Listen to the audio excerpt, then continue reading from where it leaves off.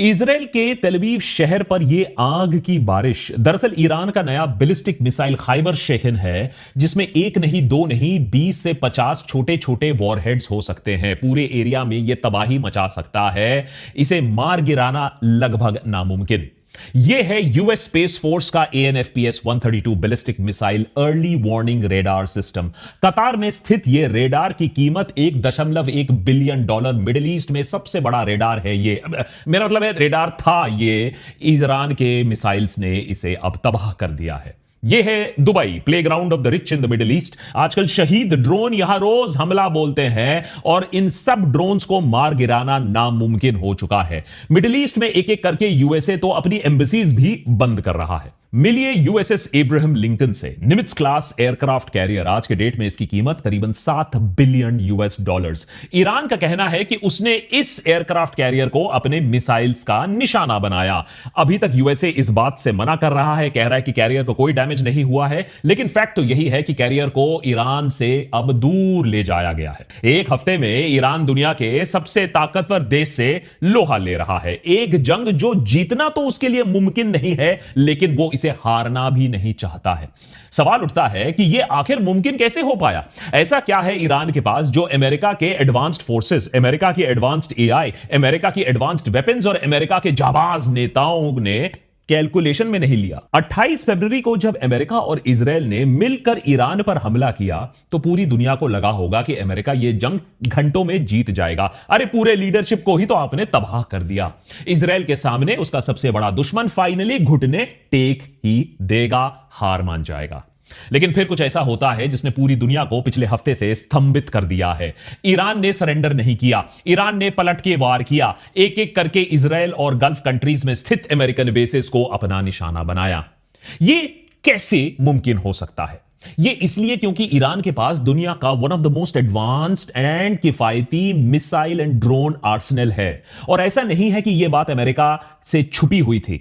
दरअसल IRGC ने मार्च 2025 में एक वीडियो रिलीज किया था, जिसे देखकर दुनिया के डिफेंस एक्सपर्ट्स के होश उड़ गए थे। ईरान के पास दरअसल पूरी की पूरी अंडरग्राउंड मिसाइल सिटी है। किलोमीटर्स लंबे टनल हैं जिसमें हर मिसाइल अपने लॉन्च प्लेटफॉर्म पर आपको तैनात मिल जाएगा। और किसी को नहीं मालूम है कि ऐसे कितने टनल, ऐसे कितने किलोमीटर अंडरग्राउंड अभी ईरान के पास है। याद रखिए, ईरान ने ऐसे टनल्स 1984 में ही बनाना शुरू कर दिया था। कहा जाता है कि ईरान जो रॉकेट्स और ड्रोन्स पहले कुछ दिनों में इस्तेमाल करते आया है, वो अपने पुराने स्टॉक को खत्म कर रहा था। यूएस और इजराइल की इंटरसेप्टर जो मिसाइल है, उसकी स्टॉकपाइल को कम करने के लिए, डिप्लीट करने के लिए असली खेल तो अभी शुरू हुआ है।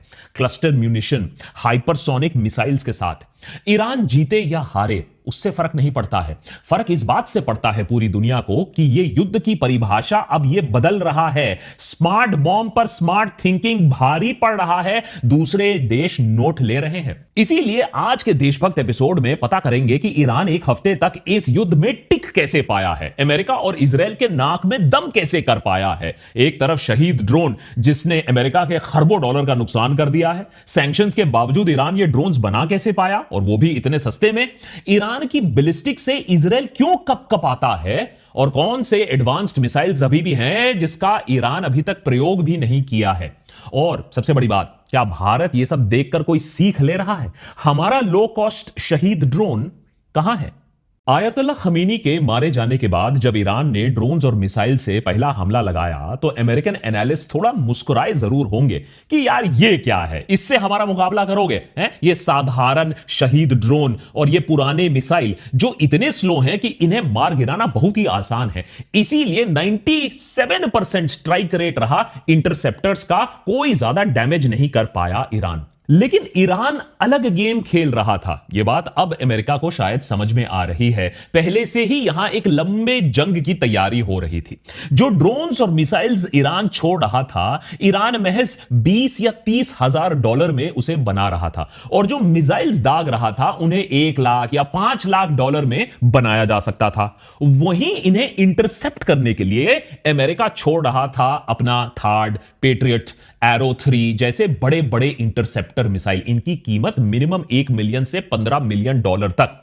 ऊपर से ईरान एक साथ इतने ज्यादा ड्रोन भेज रहा था कि एक अगर मिस भी हो जाए तो फिर से उसे इंटरसेप्ट करने के लिए 2 या तीसरा मिसाइल आपको छोड़ना पड़ रहा था। यह बात सही है कि अमेरिका के मुकाबले ईरान को अभी बहुत ज्यादा क्षति पहुंची है, लेकिन अगर आप इस मैप के जरिए देखें तो आप समझ सकते हैं कि ईरान की भी सफलता कुछ कम बात नहीं है। स्पेशली कि वो कोई इंटरनेशनल बैलिस्टिक सुपर पावर तो नहीं माना जाता है, उसके पास इंटरकॉन्टिनेंटल बैलिस्टिक मिसाइल तो नहीं है। सबसे पहले देखिए चैलेंजेस क्या है। उसे यूएस एयरफोर्स के जो फाइटर प्लेन्स होते हैं वो ईरान के आसपास गश्त लगाते हैं, ये अर्ली वार्निंग भेज सकते हैं। जो भी मिसाइल ड्रोन्स ईरान लॉन्च करता है उसे सबसे पहले तो यूएस मिलिट्री बेस इंटरसेप्ट कर सकती है। वहां से अगर आप बच गए तो मिसाइल और ड्रोन सीरिया, जॉर्डन के एयर स्पेस से जाती है। तब तक इजराइल की एयरफोर्स भी वहां उसे इंटरसेप्ट कर सकती है या वहीं उन्हें शूट डाउन कर दिया जा सकता है। उसके बाद इन मिसाइल्स को फिर इजराइल के इंटरसेप्टर से उसको मात देना होता है। तब जाकर 2 या 4 मिसाइल कोसों दूर इजराइल में अपने टारगेट्स को क्षति पहुंचा पाते हैं। तो देखने में तो लगता है ये लूज लूज सिचुएशन है, सारे मिसाइल लॉन्च होंगे लेकिन इजराइल तक पहुंचते पहुंचते उन्हें मार गिराया जाएगा। लेकिन ईरान अगर यही करता रहा बिना रोक टोक के तो बहुत जल्द अमेरिका के पास बचाने के लिए इंटरसेप्टर मिसाइल ही नहीं रहेगा। अमेरिकन डिफेंस स्ट्रेटेजिस्ट केली ग्राइको का कहना है कि ईरान एक ड्रोन जो छोड़ता है, सोचिए उसकी कीमत $1 है, उसने $1 खर्च किया, तो उसे रोकने के लिए अमेरिका और उसके एलाइज को $20 से $28 खर्च करना पड़ता है। ईरान ये इकोनॉमिक्स और क्वांटिटी का खेल अच्छे से समझ चुका है। ब्लूमबर्ग के रिपोर्ट के अनुसार पहले वेव के हमले के बाद कतर ने प्राइवेटली अमेरिका को बताया कि अगर ईरान इसी तरीके से ड्रोन और मिसाइल उस पर दागता रहा तो पेट्रियट इंटरसेप्टर का जो स्टॉकपाइल है वो 4 दिन में खत्म हो जाएगा और फिर मामला हाथ से बाहर निकल जाएगा। ऑफिशियली कतर ने साफ कर दिया है कि ऐसा कुछ उसने नहीं कहा है, उनके पास बहुत डिफेंसिव मिसाइल्स हैं। अब देखिए क्लेम काउंटर क्लेम तो हर वॉर में चलता रहेगा, लेकिन एक बहुत ही दिलचस्प फैक्चुअल कहानी है जिसे सुनकर आप भी हैरान हो जाओगे। जिस ड्रोन ने पूरे गल्फ के देशों में कहर मचा के रखा है, वॉर शुरू होने के तीसरे चौथे दिन में ही अमेरिका को बैकफुट पर डाल दिया, वो आया कहां से? ये टेक्नोलॉजी ईरान के पास आई कहां से? तो इसके लिए थोड़ा सा रिवाइंड करते हैं 4 दिसंबर 2011 में, जहां ईरान के खशमार एरिया में एक जगह पर वहां भूले भटके एक अमेरिकन ड्रोन पाया जाता है। यह लॉकहीड मार्टिन का RQ-170 सेंटिनल था, जो उस समय अमेरिका का सबसे एडवांस्ड सर्वेलेंस ड्रोन था। अमेरिकी सरकार ने उस समय तो कह दिया नहीं नहीं ये ड्रोन तो हमारा नहीं है। जब ईरान ने ड्रोन का वीडियो रिलीज किया तो ओबामा सरकार ने स्वीकार किया कि हां भाई ये तो हमारा ही है, वापस दो, चलो चलो वापस दो हमको हमारा ड्रोन। तो ईरान भी इतना शरीफ नहीं था, उसने ये एडवांस टेक्नोलॉजी जो उसके हाथ लगी थी वो वापस तो देने वाला था नहीं। उल्टा ईरान ने इस ड्रोन का इन्वेस्टिगेशन किया, इसे रिवर्स इंजीनियर किया और 3 नए ड्रोन्स उन्होंने इस पर बनाए। पहले का नाम था शहीद 171, ये RQ-170 का हूबहू कॉपी था। दूसरा बनाया गया शहीद 191, इसमें ईरान थोड़े बहुत अपग्रेड्स किया उसने और इसे कॉम्बैट केपेबल ड्रोन बना दिया। तीसरा आता है साधारण दिखने वाला सबसे खूंखार शहीद 136। यही वो कामाकाजी ड्रोन है जो आज अमेरिका जैसे सुपर पावर देश को बैकफुट पर डाल रहा है। इसे आप क्या कहेंगे? अब माया कह लीजिए या फकीरी प्रो मैक्स कह लीजिए, अमेरिका की ही टेक्नोलॉजी का इस्तेमाल करके ईरान आज उसे ही पीछे ढकेल पा रहा है। लेकिन अब जो मैं आपको बताऊंगा उसे सुनकर आप बोलोगे हाय अमेरिका भी टेक्नोलॉजी कॉपी करता है। इस ड्रोन ने अमेरिका को इतना परेशान कर दिया कि अमेरिका ने खुद शहीद 136 को रिवर्स इंजीनियर किया, उसकी एक कॉपी बना दी और उसका नाम रखा Lucas, low cost unmanned combat attack system. और इसे ऑपरेशन एपिक फ्यूरी में ईरान के खिलाफ अमेरिका ने इस्तेमाल भी किया है। मतलब अमेरिका ने ईरान का अमेरिका का कॉपी ड्रोन खुद कॉपी किया, फिर ईरान के खिलाफ इस्तेमाल किया। अगर वॉर की ट्रेजेडी ना होती तो यह सच्ची में एक कॉमेडी बन चुकी होती। शहीद ड्रोन की बनावट जब हम देखते हैं तो समझ में आता है कि यह इतना सिंपल एंड इफेक्टिव कैसे है। 200 केजी का यह ड्रोन 180 किलोमीटर की स्पीड से 2000 किलोमीटर की दूरी तय कर सकता है। अब इन्हें हमेशा बैचेस में छोड़ा जाता है जिससे इंटरसेप्ट करना इतना आसान ना हो, और अगर इंटरसेप्ट हो भी गए तो 1-2 तो निकल ही आएंगे।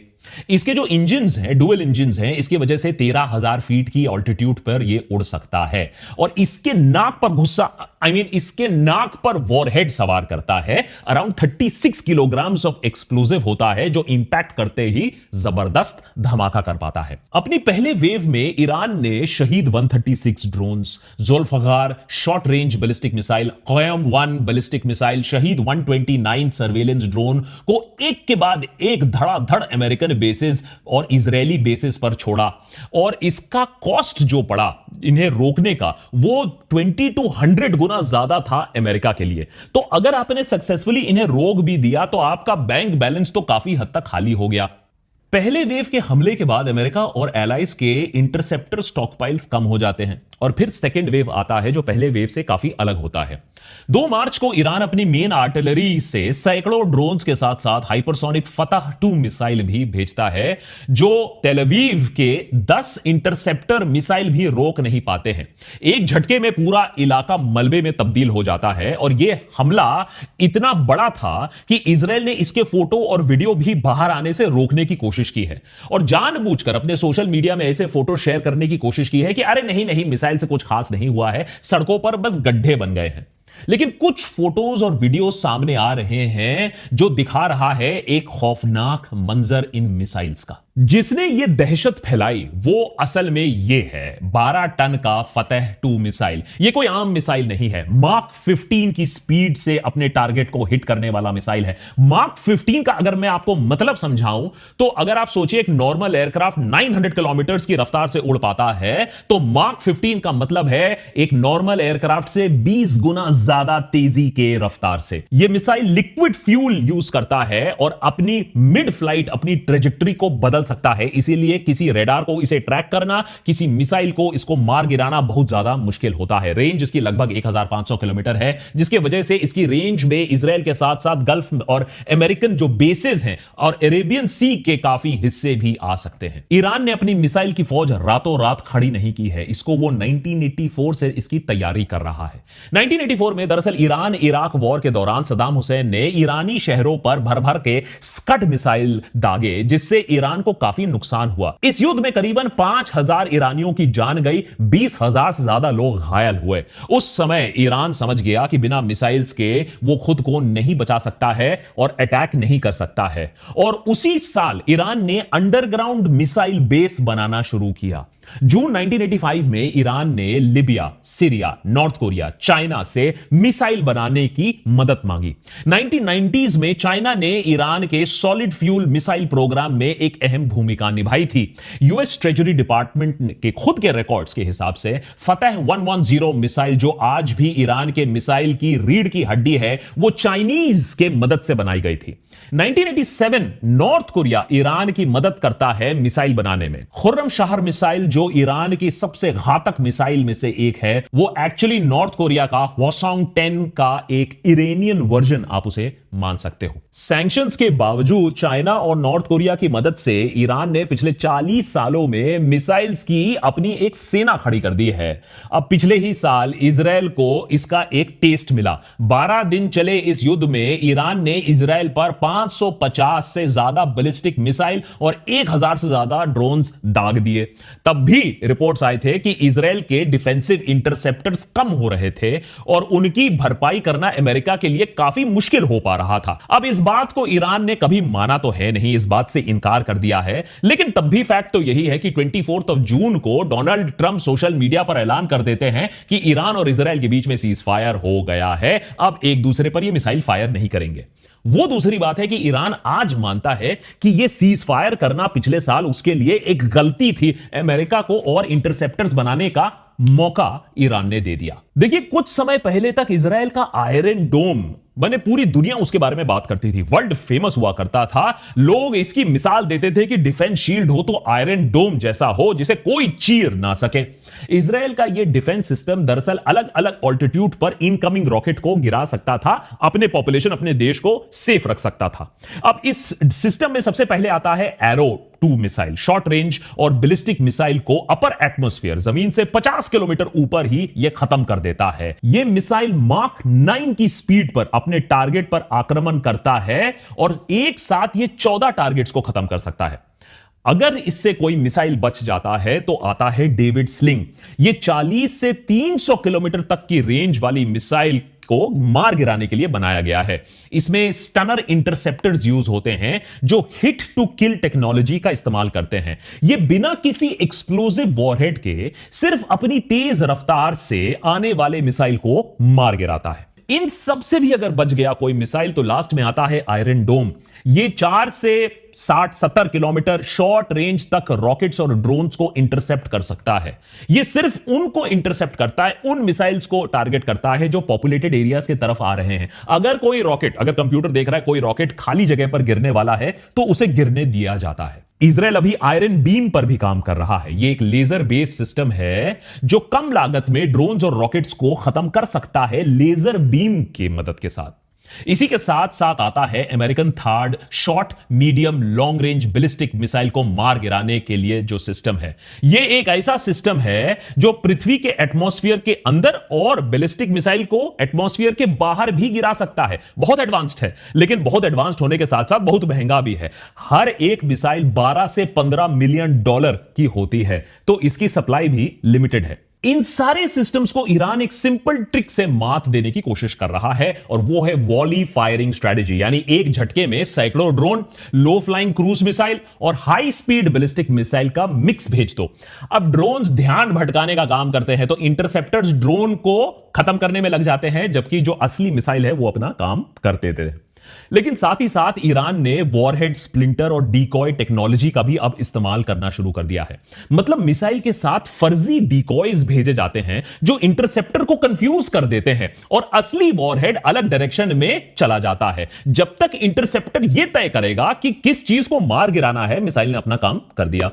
इंटरसेप्टर को एडवांस्ड रेडार से इंफॉर्मेशन मिलती है, तो ईरान ने एक और काम किया है। एक एक करके हमला करके अमेरिकन इंटरसेप्टर रेडार्स को ही तबाह करना शुरू कर दिया है, जैसे कि कतर में AN/FPS 132 रेडार।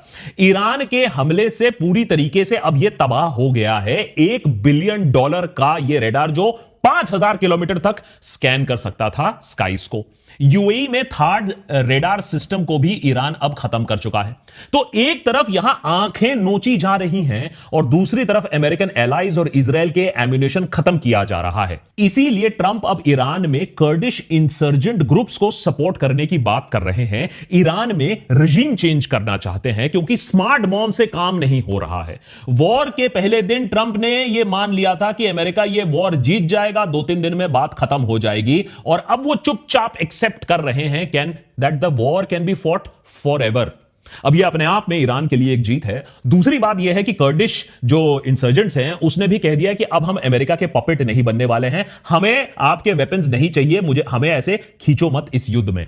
अब ट्रंप अपने प्रेस कॉन्फ्रेंस में उतना मैचो भी नहीं बन पा रहे हैं, आवाज भी थोड़ी दबी दबी लग रही है। गल्फ के देशों में यूएस एम्बेसीज को एक एक करके बंद करना पड़ रहा है। आवाजें उठ रही हैं गल्फ में भी कि अमेरिका ने यह कांड किया क्यों, और दुनिया का सबसे बड़ा सुपर पावर अपने ही सिटीजन्स की सिक्योरिटी गारंटी नहीं कर पा रहा है। मिडिल ईस्ट में मामला हाथ से निकल रहा है। लोग अमेरिका में भी प्रोटेस्ट करना शुरू कर रहे हैं। वेटरन्स भी बोल रहे हैं कि हम इजराइल की लड़ाई यहां क्यों लड़ रहे हैं। अब यहां एक सवाल आता है कि अगर अमेरिका ईरान को रोकने में असमर्थ रहता है, सारे लॉन्चर्स नहीं खत्म कर पाता है, तो फिर ईरान क्या करेगा। ईरान ने पहले ही साफ कर दिया है कि जब तक अमेरिकन बॉम्बिंग और इजरायली बॉम्बिंग बंद नहीं होती है, वो आसपास के सारे अपने पड़ोसी देशों के इकोनॉमिक जोन्स पर हमला करता रहेगा। स्ट्रेट ऑफ हॉर्मुज के बारे में हमने आपको पहले ही देशभक्त पर बता के रखा है कि कैसे ईरान ने इसको इफेक्टिवली ब्लॉकेड कर दिया है। यहां से दुनिया भर का 25% तेल, LNG सप्लाई जाता है, जिससे क्रूड ऑयल का दाम अभी ताबड़तोड़ बढ़ सकता है। और ईरान अभी आने वाले दिनों में अपना सबसे एडवांस्ड मिसाइल भी इस्तेमाल कर सकता है, खुर्रमशाह 4। इसे बिग डैडी ऑफ मिसाइल्स कहा जाता है, खैबार कहा जाता है। अब यह ईरान का 4th generation advanced ballistic missile है जो 13 मीटर लंबा, 1.5 मीटर चौड़ा है और लगभग 20 टन इसकी वजन है। और यह बहुत बड़ा मिसाइल है, मतलब एक पूरा का पूरा आप समझ लो ट्रक को लॉन्च करना है। इसका ऑफिशियल रेंज 2000 से 4000 किलोमीटर है। इसमें 1500 से 1800 किलोग्राम का वॉरहेड फिट हो सकता है। स्पीड की बात करें तो यह एटमॉस्फेयर के बाहर मार्क 16, एटमॉस्फेयर के अंदर मार्क 8 तक पहुंच सकता है। इसीलिए अमेरिका अभी ईरान पर कारपेट बॉम्बिंग करने की कोशिश कर रहा है कि कैसे भी ऐसे मिसाइल्स के जो लॉन्चर है उसे ही खत्म कर दो, जिससे इस मिसाइल को लॉन्च करने की कैपेबिलिटी ईरान के पास ना रहे। Smart bomb versus smart thinking का एक और उदाहरण, इजराइल के multi million dollar jet, Israel के फाइटर प्लेन, इजराइल का एआई, इजराइल का इंटेलिजेंस, उसने ध्वस्त किया ईरान के एयरक्राफ्ट, फाइटर एयरक्राफ्ट जो टारमैक पर खड़े थे। लेकिन दरअसल ये एयरक्राफ्ट नहीं थे, ये पेंटिंग थे। इजराइल पेंटिंग को निशाना बना रहा था। तो कहीं मिसाइल, कहीं सस्ते ड्रोन, कहीं पेंटिंग, दुश्मन का करोड़ों डॉलर खर्च करवाया जा रहा है, नुकसान करवाया जा रहा है सिर्फ दिमाग का इस्तेमाल करके, गुरिल्ला टैक्टिक्स लगाकर। अब सवाल यहां यह आता है कि ईरान, यूएसए, रशिया, तुर्की, चाइना, इनके पास, यहां तक पाकिस्तान, सबके पास चीप मास produce long range kamikaze drones है। भारत के पास क्यों नहीं? जब भविष्य में युद्ध हवा में लड़ने वाला जाएगा तो हमारे पास ऐसे ड्रोन्स क्यों नहीं हैं? विश्वगुरु कहने में तो अक्सर अच्छा लगता है, लेकिन जब हम हकीकत देखते हैं, चाहे अपने फाइटर जेट्स की बात हो या चाहे अपने ड्रोन्स की बात हो, तो हमारे पास उतना कुछ है नहीं। ऑपरेशन सिंदूर में भी हमें इजराइल के हारॉप ड्रोन्स का इस्तेमाल करना पड़ा, जो कि बेसिकली काम चलाऊ ड्रोन थे। We can do much better. हाल ही में हमने $3.5 बिलियन लगाकर 31 MQ-9B प्रेडेटर ड्रोन्स खरीदे। उन पैसों में अगर हम ईरान की इकोनॉमिक्स की बात करें तो 70,000 कामाकाजी ड्रोन्स, शहीद ड्रोन्स हम बना सकते थे। अभी गुड न्यूज यह है कि वर्ल्ड डिफेंस शो 2026 में रियाद में इंडिया के एक startup new space research and technologies ने शेषनाग 150 को पेश किया। यह एक लॉन्ग रेंज कामाकाजी ड्रोन है। शेषनाग का रेंज 1000 किलोमीटर तक है और इसके वॉरहेड में 25 से 40 किलोग्राम का आप एक एक्सप्लोजिव फिट कर सकते हो। 5 घंटे तक हवा में यह रह सकता है नॉन स्टॉप।